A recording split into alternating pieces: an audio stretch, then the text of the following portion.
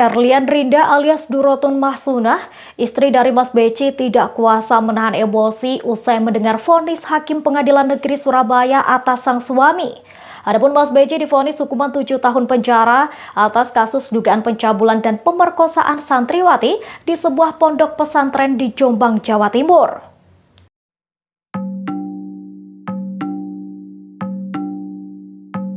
Usai hakim mengetuk palu 3 kali, sontak Erlian Rinda berteriak dan menyebut putusan atas suaminya tersebut sebagai kezaliman. Ia beranjak dari kursi tempat duduknya dan berusaha menembus barikade petugas keamanan Pengadilan Negeri Surabaya yang bersiaga di area meja sidang. Erliana mengejar Mas Beci yang langsung diamankan oleh pihak JPU untuk dibawa ke mobil tahanan kejaksaan melalui pintu khusus yang berlokasi di belakang meja hakim. Ia pun kembali berteriak memanggil sang suami. Namun petugas tetap membawa Mas Beci keluar ruang sidang. Bersamaan upaya Erliana Rinda berusaha menembus petugas keamanan yang menghadang. Tak lama kemudian salah satu simpatisan Mas Beci berteriak lantang dengan menyebut hakim dan memprotes keputusan atas vonis 7 tahun yang dijatuhkan kepada terdakwa.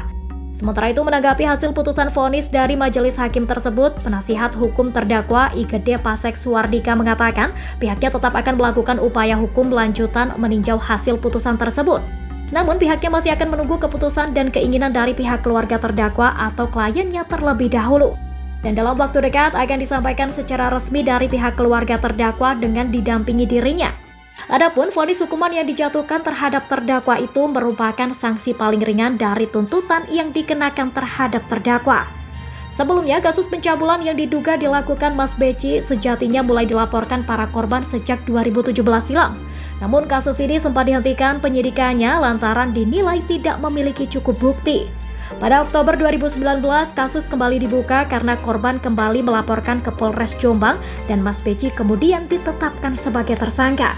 Mas Beci dijerat dengan pasal berlapis yakni tentang pemerkosaan dan perbuatan cabul terhadap anak di bawah umur atau pasal 285 dan 294 KUHP. Pada Januari 2020, semakin banyak yang melaporkan kasus ini hingga membuat Polda Jawa Timur mengambil alih kasus tersebut.